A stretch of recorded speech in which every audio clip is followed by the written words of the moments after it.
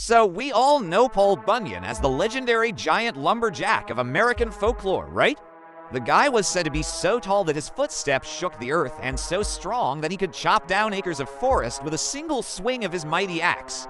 He roamed the northern wilderness with his faithful blue ox, Babe, who was so large that it took a full day just to walk around his horns. Now, according to the legend, when Paul and Babe traveled across the upper Midwest, they often left behind enormous footprints.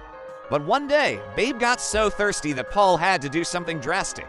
He dug out giant hollows in the earth with his axe. His swings carved out massive basins so deep and wide that when the snow melted in spring, they filled with fresh water. And wouldn't you know it, those basins became the Great Lakes: Superior, Michigan, Huron, Erie, and Ontario. Now, some versions say Paul made the lakes not just for Babe to drink from, but also to serve as bathtubs for his ox, who was too big for any ordinary river or pond.